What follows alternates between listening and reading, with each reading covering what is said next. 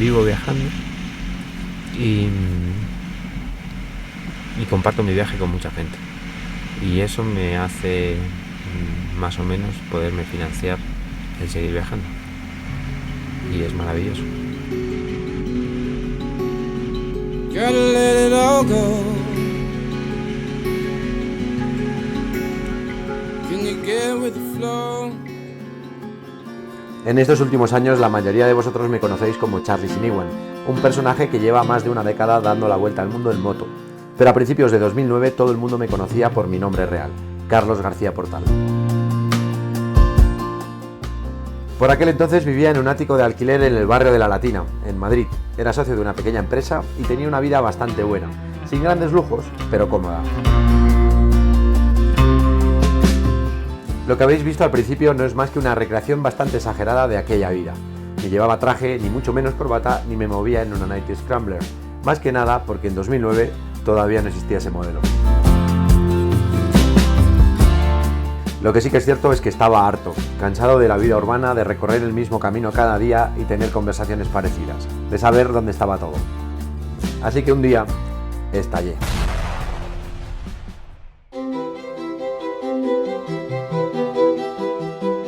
En 2009 tomé la decisión de al menos una vez probar eso que siempre había soñado. Pedí una tregua de 6 meses a mis socios, dejé mi casa y metí todo en un trastero. Con ayuda de un buen amigo, me protegí de todos mis miedos equipando una moto como si me fuera a la guerra, le di un fuerte abrazo a los que más quería y me largué dirección a Australia.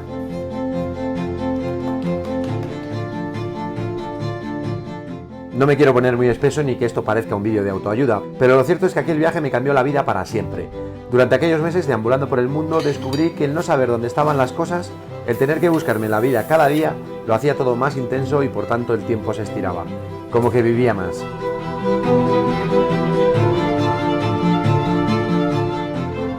También me di cuenta, y esto fue muy sintomático, de que no necesitaba un sitio al que volver.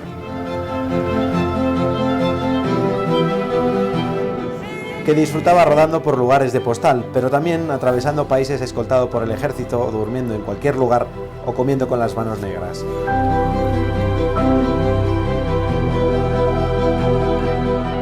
Viajando solo observaba más y por tanto aprendía más. Y la gente, al ver a un tipo solitario, se acercaba siempre con curiosidad, pero nunca con maldad. Recorrer 40.000 kilómetros por tierra me permitió ver cómo evolucionaba el mundo. Los paisajes, las pieles y también las creencias. Eso me mostró que había otros puntos de vista sobre las mismas cosas y puso en evidencia muchas de mis normalidades, que se convirtieron en rarezas según iba cruzando fronteras. El viaje me enseñó que no había nada más motivante que aprender, y que lo único que me importaba realmente era ser libre. Y ese fue el problema, que un día llegué hasta Sydney, descargué todo por última vez y por tanto tuve que volver. Y no sabéis qué bajonazo me dio eso. Entonces regresé a Madrid. Me alquilé una casa en el mismo barrio, me reincorporé en mi empresa, disfruté de los amigos de siempre, me divertí mucho y a los pocos días el bajón fue insoportable. Había vuelto completamente perdido. ¿Y por qué no me largaba otra vez? Os preguntaréis. Pues yo creo que básicamente por vértigo. Vértigo a perder lo que tenía, lo que me había llevado muchos años construir y me daba esa falsa sensación de seguridad.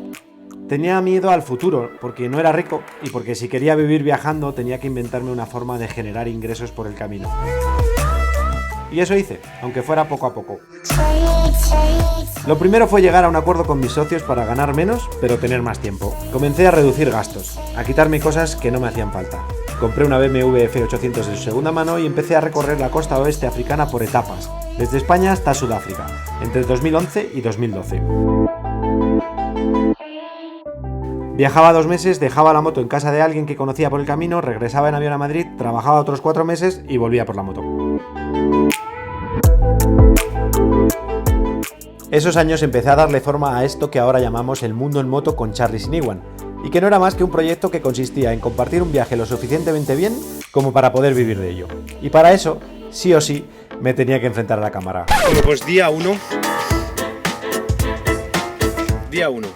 de luz, porque del día no ha terminado. Día 1 o día 2 realmente de... Bueno, pues este es el día 2. No sé muy bien. Bueno, acaba el día 1 del día... Lo voy a cortar ya, ¿eh? Es el primer día de...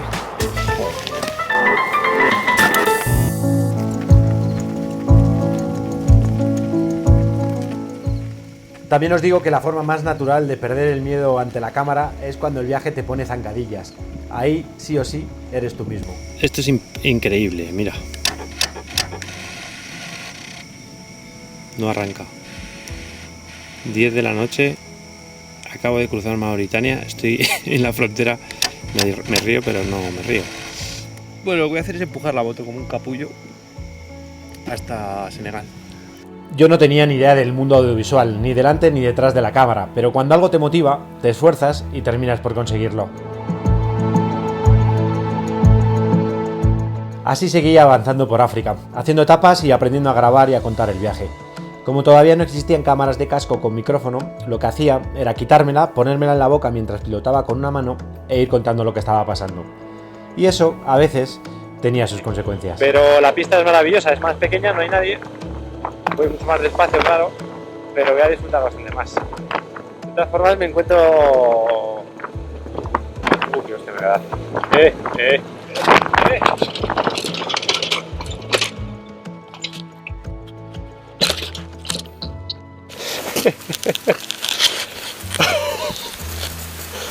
Vamos a ver.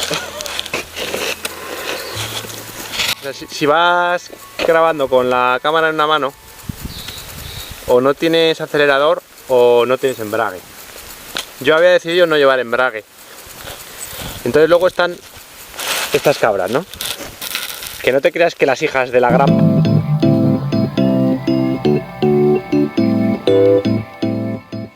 Tampoco existían todavía drones, al menos a nivel usuario, pero yo ya era lo suficientemente flipado como para parecer necesitarlos.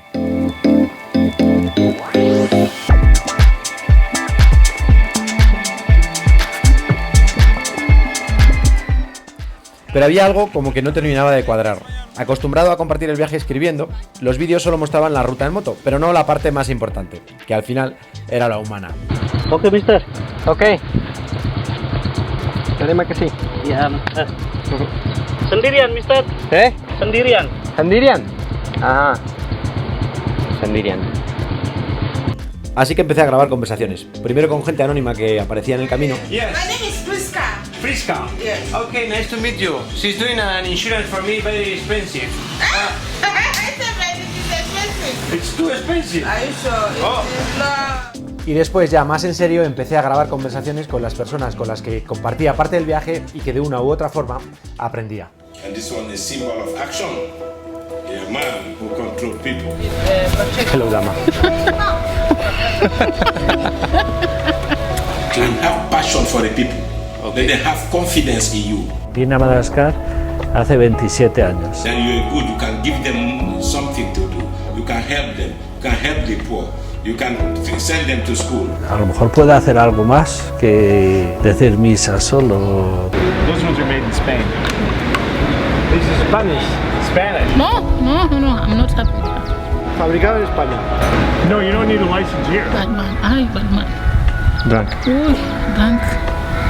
Uy, I'm not happy. 150 cans. Yes. At home. Yes. Why? They all have different things that they do. But have you ever need to defend? Yes. I've killed people. Yes. Have you killed people? Yes. They tried to break into our house late at night. Bad people. They didn't make it. Yeah, of course. You killed them. That's life. The world is not too big. I mean, we'll see each other somewhere around the world one day. Thank you so much. Carlos, nice to meet you. Really. Nice to meet you too. With heart.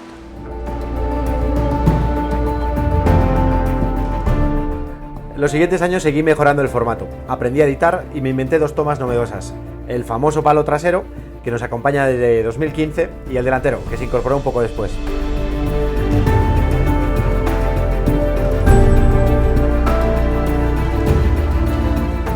Años después incorporé el dron y creo que todos estamos de acuerdo en que el formato mejoró notablemente.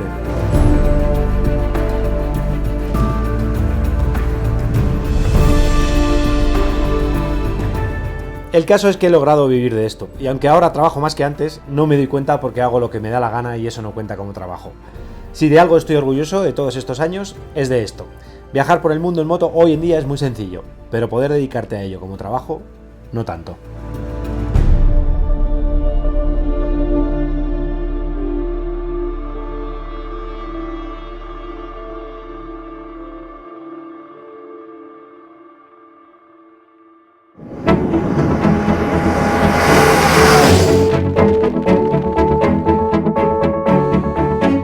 Pero volvamos al viaje. Durante las 5 etapas que me llevaron desde Madrid hasta Ciudad del Cabo, confirmé lo que ya suponía, que quería ser nómada.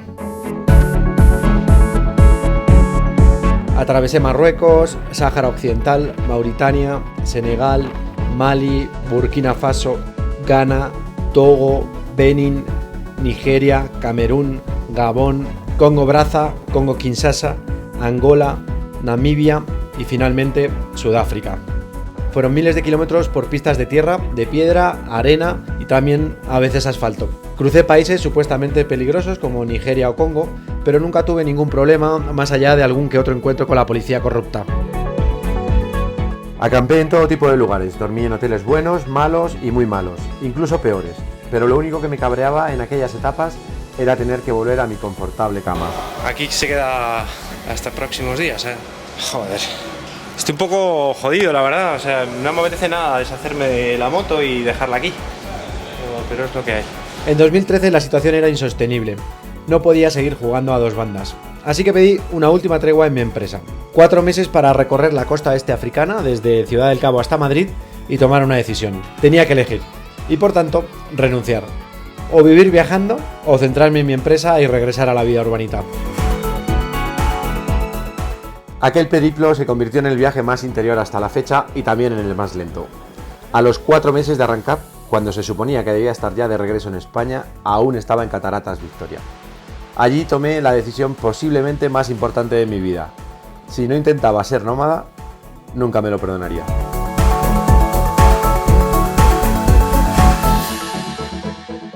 En octubre de 2013 regresé a Madrid y comencé los trámites para dejarlo todo definitivamente. La casa, la empresa y lo más complicado de todo, los afectos. Tenía que despedirme de los cercanos por mucho tiempo. No sé, igual todo esto está quedando un poquito intenso, así que si os parece vamos a meter un vídeo que afloje.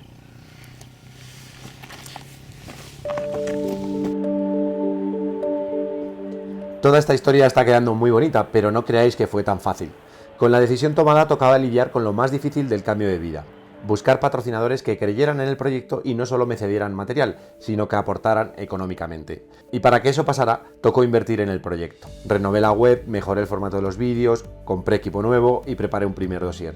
Con todo eso me paseé por las empresas del sector y algunas accedieron a colaborar con una pequeña cantidad. Así di el primer gran paso para poder vivir de esto. Desde entonces hasta la fecha soy completamente nómada, es decir, no he vuelto a tener una casa como tal. Todas mis cosas siguen en el mismo famoso trastero y no sé muy bien qué hay en ellas, porque no las he vuelto a necesitar. He alquilado habitaciones, me han acogido familias y he negociado estancias de hotel por largas temporadas, pero no he dejado de vivir en continuo movimiento durante todo este tiempo.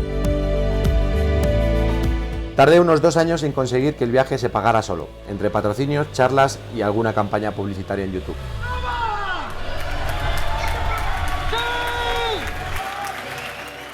La ruta continuó 3 años más por la costa este africana: Sudáfrica, Zimbabue, Mozambique, Tanzania, Islas Comoras, Madagascar, Kenia y Uganda.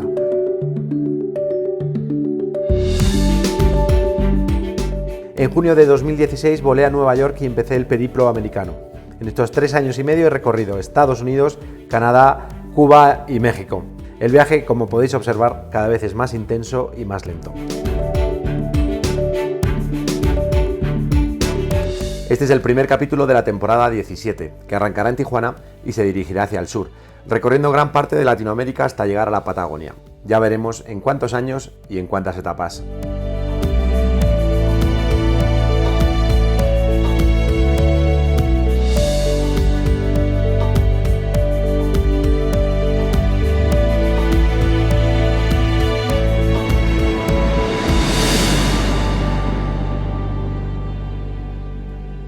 Y esto es lo que pasa 10 años después, que tengo 44 años cada vez tengo más canas y todavía me queda muchísimo tiempo para llegar hasta Tierra del Fuego, que en principio es el final de esta vuelta al mundo en moto por etapas.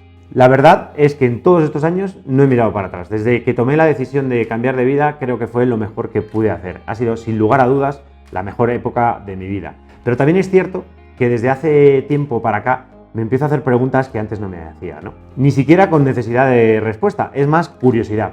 Curiosidad por saber qué va a pasar una vez llegue a Tierra del Fuego, qué me va a apetecer después, si voy a querer seguir siendo nómada, motero o solitario, o por el contrario me apetecerá otro tipo de vida, sea la que sea. La verdad es que mientras siga siendo libre, como ahora, que venga lo que tenga que venir, me da un poco igual. Y por supuesto, si os apetece, podemos seguir viviéndolo juntos como todos estos años. El próximo capítulo arrancamos en Tijuana y empezamos nuestro lento camino hacia el sur.